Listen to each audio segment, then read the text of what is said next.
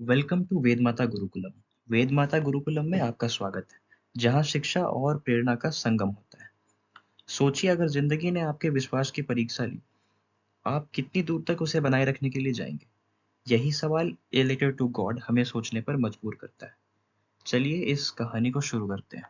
A letter to God first flight का chapter number 1 है, जो कि रेलेवेंट है बोर्ड एग्जाम्स 2025-26 के लिए। कहानी में एंटर करने से पहले हम आते हैं कोट ऑफ द डे पर, जो कि है a bold attempt is half success, यानी कि एक बहुत अच्छी शुरुआत ही आधी सफलता है। क्योंकि किसी चीज को शुरू करने से पहले लोग बहुत झिझकते हैं, तो इसका हमें ध्यान रखना चाहिए। A Letter to God by GL Fuentes, ये ऑथर का नाम है, इसे आप हाईलाइट कर लें। ये इम्पोर्टेंट हो सकता है, अक्सर पूछे जाते हैं। वैसे तो पोएम्स के ऑथर का नाम इनसे ज़्यादा इम्पोर्टेंट होता है। कहानी शुरू होती है, एक हाउस के बारे में मेंशन किया हुआ है यहाँ पे। The house, the only one in the entire valley, sat on the crest of a low hill. यानी कि एक पूरे वैली में एक ही हाउस है, जो कि क्रेस्ट ऑफ ए लो हिल पे है, यानी कि छोटा सा हिल है उसके क्रेस्ट पे, यानी कि टॉप पे। क्रेस्ट का मतलब टॉप ऑफ ए हिल। जैसा कि पीपीटी के इमेज में हम देख सकते हैं, एक छोटा सा हिल है, उसके ऊपर एक घर है। From this height one could see the river and the field of ripe corn dotted with the flowers that always promised a good harvest.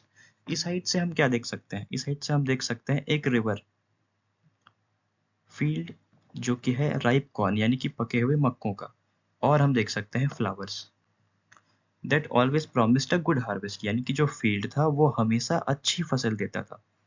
The only thing the earth needed was a downpour or at least a shower. इसका मतलब यानी कि अर्थ को जो जरूरत थी, वो बस जरूरत थी थोड़ी सी बारिश की। Through out the morning Lencho, Lencho है यहाँ का मेन कैरेक्टर, जो कि एक फार्मर है, who knew his fields intimately. यानी कि लेंचो जो अपने फील्ड्स के बारे में बहुत अच्छे से जानता था, had done nothing else but see the sky towards the north east. यानी कि थ्रू आउट द मॉर्निंग, सुबह से लेंचो कुछ नहीं कर रहा, बस वो स्काई की तरफ देख के जा रहा है, नॉर्थ ईस्ट की तरफ, क्योंकि उसे बारिश का वेट है। Now we are really going to get some water, woman. The woman who was preparing supper replied, Yes, God willing. इसका मतलब Now we are really going to get some water, woman. तो Lencho कहता है अपनी wife से कि अब जो है वो कुछ बारिश होने वाली है। वुमन जो कि प्रिपेयर कर रही थी सपर, सपर का मतलब होता है डिनर, उसने रिप्लाई करा यस गॉड विलिंग, यानी कि हाँ, भगवान की मर्जी। The older boys were working in the field while the smaller ones were playing near the house until the woman called to them all, come for dinner. यानी कि older boys जो थे वो फील्ड में काम कर रहे थे, और जो स्मॉलर वंस थे वो घर के आसपास खेल रहे थे, तब तक जब तक वुमेन ने उसे बुलाया नहीं डिनर के लिए। It was during the meal that, just as Lencho had predicted, big drops of rain began to fall. भोजन के दौरान ही, जैसा कि लेंचो ने प्रेडिक्ट किया था कि बारिश होने वाली है, बारिश होने लग गई। In the northeast, huge mountain of clouds could be seen approaching. North east की तरफ से बड़े बड़े बादल अप्रोच करते हुए, यानी कि इस तरफ आते हुए दिखाई दे रहे थे। The air was fresh and sweet. हवा सुहानी और मीठी थी। The man went out for no other reason than to have the pleasure of feeling the rain on his body. यानी कि लेंचो बाहर जाता है ताकि वो रेन को अपनी बॉडी पे फील कर सके। And when he returned, he exclaimed, "These aren't raindrops falling from the sky, they are new coins. The big drops are 10 cents and the little ones are 5."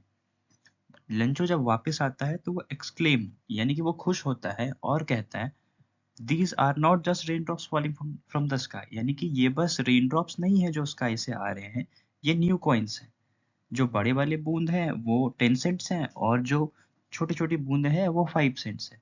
यहाँ पे रेनड्रॉप्स को compare कर रहा है Lencho 10 cents और 5 cents, यानी कि एक करेंसी है 10 सेंट्स और 5 सेंट्स, जिससे वो रिजेंबल कर रहा है रेन ड्रॉप्स को, क्योंकि लेंचो के पास एक ही तरीका था पैसे कमाने के लिए, वो थी उसकी फसल। With a satisfied expression he regarded the field of ripe corn with its flowers draped in a curtain of rain. यानी कि यहाँ पर लेंचो की फीलिंग्स बताई जा रही हैं कि वो अब सेटिस्फाइड है, एक्सप्रेशन उसके काफी शांत है, सेटिस्फाइड है, और वो अपने राइप कॉर्न यानी कि पके हुए मक्के और उसके फूल उसके खेतों की तरफ वो देख रहा है, जो कि draped in a curtain of rain. Draped का मतलब कवर्ड विथ, जो कि बारिश से कवर्ड है। और उन्हें देखकर वो रिगार्ड रिगार्ड कर रहा है। वो ही रिगार्डेड मतलब वो उन्हें धन्यवाद कर रहा है। But suddenly a strong wind begins to blow and along with the rain very large hailstones begin to fall. लेकिन अचानक strong winds begin to blow, हवाएं तेज हो जाती हैं और रेन के साथ लार्ज हेलस्टोन्स यानी कि हेलस्टोन्स की मतलब है ओला, ओलावृष्टि। यहाँ पर आप पीपीटी में देख सकते हैं, जो छोटे छोटे बर्फ के टुकड़े होते हैं जो कि बारिश की बूंदों की आकार में होते हैं, वो गिरने लगे। These truly resemble new silver coins. पहले बारिश की बूंदों को 10 सेंट्स और 5 सेंट से कंपेयर करा गया। अब यहाँ पर हेल स्टोन्स को, जो कि व्हाइट कलर के होते हैं, उसे रिजेंबल कर रहे हैं सिल्वर कॉइन से, मतलब कंपेयर कर रहे हैं कि वो सिल्वर कॉइन की तरह दिखते हैं। The boys explo sorry the boys exposing themselves to the rain ran out to collect the frozen pearls. Lencho के जो बच्चे थे, वो खुद को रेन के सामने एक्सपोज कर रहे हैं। इसका मतलब यहाँ पे ये कहा जा रहा है कि बॉयज अपने घर से बाहर आ रहे हैं ताकि वो रेन को फील कर सके और फ्रोजन पर्ल्स को कलेक्ट कर सके। यानी कि फ्रोजन यानी कि जमे हुए, पर्ल्स कहा गया है मोतियों को, क्योंकि हेलस्टोन्स बारिश की बूंदों के आकार के होते हैं, गोल गोल से। तो उसे वो कलेक्ट करना चाह रहे हैं लेंचो के बच्चे, इसीलिए वो बाहर जा रहे हैं। It is getting really bad now, exclaimed the man. अब लेंचो यहाँ से परेशान होता है और वो कहता है कि ये अब बहुत बुरा हो रहा है। I hope it passes quickly. वह आशा जताता है कि काश ये हेलस्टॉर्म जल्दी खत्म हो जाए। It did not pass quickly. मगर ऐसा नहीं होता, वह जल्दी खत्म नहीं होता। For an hour the hail rained on the house, the garden, the hill side, the cornfield, on the whole valley. पूरे वैली में 1 घंटे हेलस्टॉर्म रहता है, यानी कि ओलावृष्टि रहती है। The field was white as if covered with salt. पूरा का पूरा फील्ड ऐसे वाइट हो जाता है जैसे कि मतलब लग रहा हो कि किसी ने इसे साल्ट से कवर कर दिया, यानी कि नमक से कवर कर दिया। Not a leaf remained on the trees. पेड़ों पर एक भी पत्तियां नहीं रह गई। The corn was totally destroyed. The flowers were gone from the plants. Corn पूरा डिस्ट्रॉय हो गया, प्लांट से सारे फ्लावर्स चले गए। Lencho's soul was filled with sadness. अब ये सब देखकर लेंचो को उदास तो होना ही था। When the storm had passed, he stood in the middle of the field and said to his sons, a plague of locusts would have left more than this. अब लेंचो अपने फील्ड के बीच में खड़ा है और वह अपने बच्चों से कह रहा है, प्लेग ऑफ लोकस्ट्स। लोकस्ट्स वो कीड़े होते हैं जो ग्रुप में चलते हैं और फसल बर्बाद करते हैं। पीपीटी में आप उसे रेफर कर सकते हैं। वो फील्ड के बीच में अपने बच्चों से कहता है कि अगर प्लेग ऑफ लोकस्ट्स मतलब अगर ये कीड़े हम पर हमला करते हमारे फसल पे, तो वो तो उससे ज्यादा ही छोड़ देते जितना कि हेल स्टॉर्म ने हमारे लिए छोड़ा है। The hell has left nothing. Hello storm ने यानी कि ओलावृष्टि ने तो हमारे लिए कुछ नहीं छोड़ा। This year we will have no corn.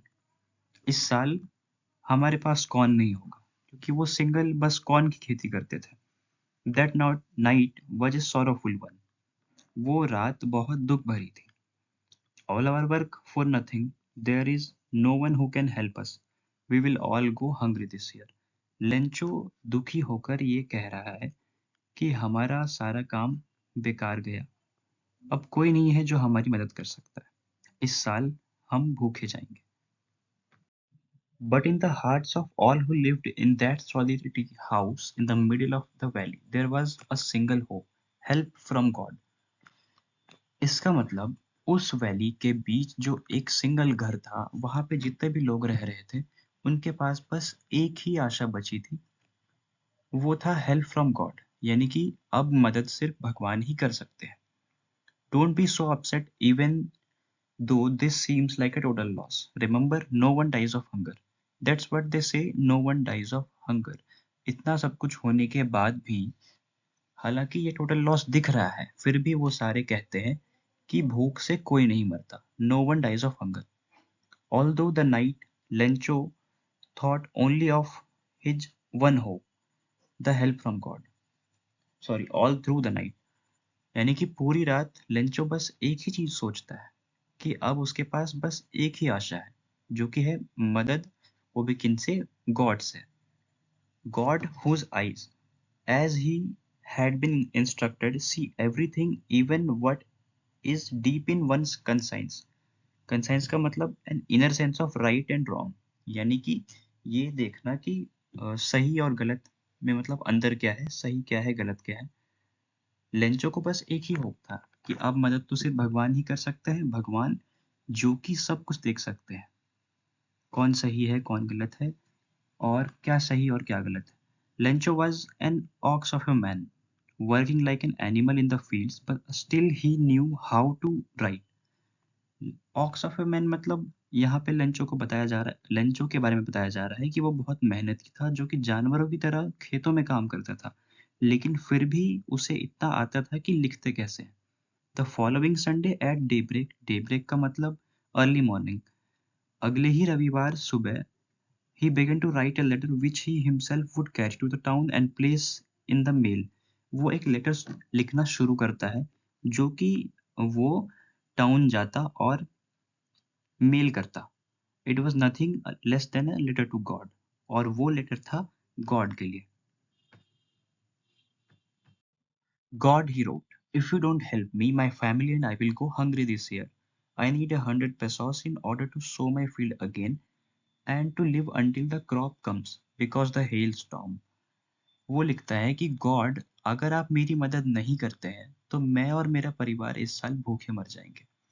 मुझे 100 पेसोस की जरूरत है। पेसो यहाँ पर कहा जा रहा है करेंसी की। कहानी में जो करेंसी की बात हो रही है वो है पेसो, जैसे हम इंडियन करेंसी को रूपी कहते हैं। तो लेंचो डिमांड करता है 100 पेसोस की, ताकि वो सो माई फील्ड अगेन, यानी कि सो मतलब बोना, ताकि वो अपने फील्ड को दोबारा से बो सके और तब तक रह सके जब तक कि क्रॉप नहीं आ जाता, यानी कि फसल नहीं उग जाती, क्योंकि हेलस्टॉर्म ने सब कुछ बर्बाद कर दिया था। वो लिखता है, he wrote to God on the envelope, put the letter inside, and still troubled, went to the town। At the post office, he placed a stamp on the letter and dropped it into the mailbox। वो लिखता है to God, जैसा कि सब जानते हैं कि letter लिखते वक्त टू लगाकर हम लिखते हैं कि किन के पास ये लेटर भेजा जाना है। तो वो टू लगाकर गॉड लिखता है एनवेलप पर और लेटर को अंदर रखकर परेशान हुआ टाउन की तरफ चला जाता है। पोस्ट ऑफिस जाकर वो उस पर स्टैंप लगाता है और उसे मेल बॉक्स में ड्रॉप कर देता है। One of the employees who was a postman and also help the post office, वहां का एक एम्प्लॉय जो कि पोस्टमैन था और पोस्ट ऑफिस में सबकी हेल्प करता था, went to his boss laughing heartily and showed him the letter to God. वह लेटर उठाकर अपने बॉस के पास जाता है हंसते हुए और उसे वो लेटर दिखाता है कि ये देखिए, ये कैसा लेटर है जो टू गॉड लिखा हुआ है। Never in this career as a postman he had known that address, क्योंकि उसने अपने करियर में कभी ऐसा नहीं देखा था। ऑब्वियसली उसे शौक तो होना ही था, क्योंकि कोई गॉड के एड्रेस पे कैसे लेटर भेज सकता है। The postmaster, a fat amiable fellow, as broke out laughing. यहाँ पर वो जाता है पोस्टमास्टर के पास। पोस्टमास्टर जो कि एक फैट है, यानी कि मोटा है, और एमिएबल मतलब फ्रेंडली एंड प्लीजेंट, जो कि काफी फ्रेंडली और शांत है, वो भी इसे देखकर हंसने लगता है। But almost immediately he turned serious and tapping the later on the desk commented. लेकिन फिर वह सीरियस हो जाता है और लेटर को डेस्क पर रख के कमेंट करता है, what faith, I wish I had the faith of the man who wrote this letter, starting up a correspondence with God. वह मतलब इस पर टिप्पणी करता है कि वाह क्या भरोसा है, मतलब काश मेरे पास भी इस आदमी का भरोसा होता। मतलब वो शॉक हो जा रहा है कि कोई मतलब गॉड के साथ कॉरेस्पॉन्डेंस कैसे, पत्रचार कोई गॉड के साथ कैसे शुरू कर सकता है। So in order not to shake the writer's faith in God, the postmaster came up with an idea, answer the letter। तो पोस्टमास्टर को एक आइडिया आता है कि क्यों ना वो इस लेटर का आंसर करे, क्योंकि ये इम्पॉसिबल था कि गॉड खुद ही उसका आंसर करें, लेंचो को जवाब दें और 100 पेसोस भेजें। तो पोस्टमास्टर ऐसा इसीलिए करता है ताकि राइटर का भरोसा गॉड से ना उठ जाए, क्योंकि वो ऑलरेडी इम्प्रेस्ड था कि राइटर को इतना ज़्यादा फेथ गॉड पे कैसे हो सकता है। But when he opened it, it was evident that to answer it he needed something more than goodwill, ink and paper. But जैसे ही वो लेटर को खोलता है, उसे समझ में आ जाता है कि बस पेन और पेपर से इसका रिप्लाई तो कर नहीं सकते, उसे 100 पेसोस भी चाहिए होंगे। But he stuck to his resolution. He asked money from his employees. He himself gave part of his salary, and several friends of his were obliged to give something for an act of charity. तो वो अकेले तो 100 पैसे manage नहीं कर पाता, इसीलिए उसने ये सॉल्यूशन निकाला कि अपने एम्प्लॉय से उसने पैसे मांगे एज चैरिटी, ताकि वो लेंचो की मदद कर सके।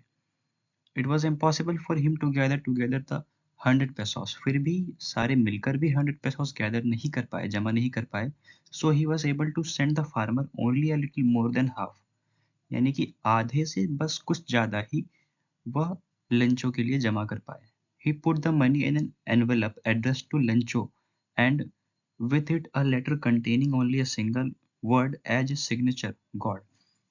तो उसने मनी एनवेलप में रखा और एड्रेस पे लेंचो का एड्रेस डाला और उसमें एक लेटर लिखा। लेटर में बस सिंगल वर्ड था, जो कि था एक सिग्नेचर, गॉड लिखा हुआ था उस पर। The following Sunday, Lencho came a bit earlier than usual to ask if there was a letter for him. अगले रविवार लेंचो पोस्ट ऑफिस जल्दी आ जाता है ये पूछने के लिए कि क्या उसके लिए कोई लेटर है। It was the postman himself who handed the letter to him, while the postmaster, experiencing the contentment of a man who has performed a good deed, looked on from his office. Contentment का मतलब satisfaction। तो postman उसे letter hand over करता है Lencho को, जबकि जो postmaster है वो अपने ऑफिस में बैठा ये एक्सपीरियंस कर रहा था। वो खुद में मतलब सेटिस्फैक्शन फील कर रहा था कि उसने एक अच्छा काम किया है, मदद की है किसी किसी की। Lencho showed not the slightest surprise on seeing the money.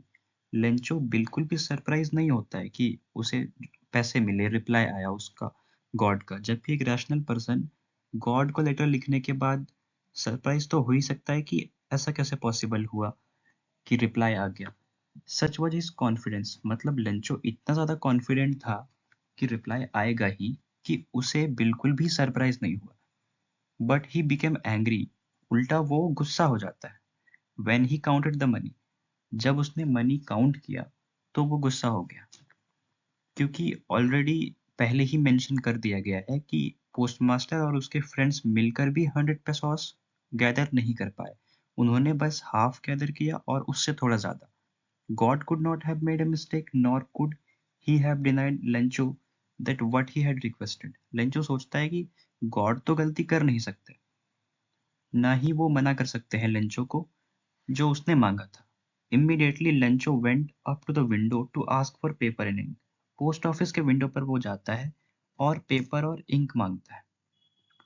On the public writing table, he started to write with much wrinkling of his brow, caused by the effort he had to make express his ideas. When he finished, he went to the window to buy a stamp, which he licked and then affixed to the envelope with a blow of his fist. अब जल्दबाजी में नहीं, मतलब गुस्से में लंचो window पे जाता है, पेन एंड पेपर लेता है और फिर पब्लिक पब्लिक राइटिंग टेबल पर वह लिखना शुरू करता है। With much wrinkling of his bro, मतलब ये गुस्से का एक्सप्रेशन है। आप जब रिंकल करते हैं, आप जब गुस्सा करते हैं तो आईब्रोज थोड़े ऊपर और फॉरहेड पर रिंकलिंग आती है, वही यहाँ पर दर्शाया गया है। उसके बाद जब उसका लिखना हो जाता है तो वह स्टाम्प खरीद कर उसे ब्लो ऑफ ए फिस्ट यानी कि मुक्का मारकर वो एनवेलप पे चिपकाता है। The moment the letter fell into the mail box, the postmaster went to open it. जैसे ही वो मेल बॉक्स में लेटर रखता है, उसके बाद पोस्टमास्टर उसे एक्साइटमेंट में खोलने के लिए जाता है। It said, God, of the money that I asked for, only 70 pesos reached me. Send me the rest, since I need it very much. God, मैंने जो मनी मांगा था उसमें से सिर्फ 70 पेसोस ही मेरे तक पहुंचे और मुझे बाकी के पैसे भेजें क्योंकि मुझे इसकी बहुत ज़रूरत है। But don't send it me through the mail because the post office employees are a bunch of crooks Lencho. यहाँ पर आयरनी ये होती है कि लंचो को लगता है कि जो मेरे पास ये 70 पेसोस आए हैं ये 100 होने चाहिए थे, तो बाकी के 30 गए कहाँ? तो वो शक करता है पोस्ट ऑफिस के लोगों पर कि ये 30 पेसोस जो बचे वो इन्होंने रख लिए। इसीलिए वो उन्हें बंच ऑफ क्रूक्स यानी कि हम इसे कह सकते हैं क्रिमिनल्स, मक्कार, चोर। तो आयरनी यहाँ पर ये है कि पोस्ट पोस्ट ऑफिस के ही लोगों ने लेंचो की मदद करी और लेंचो उन्हें ही दोषी ठहरा रहा है और दोबारा लेटर लिख रहा है ताकि उसे बचे हुए पैसे मिल सके। यहाँ पर हमारा चैप्टर खत्म होता है। Thanking you. Do subscribe the channel Vedmata Gurukulam and hit the bell icon for staying updated. Signing off.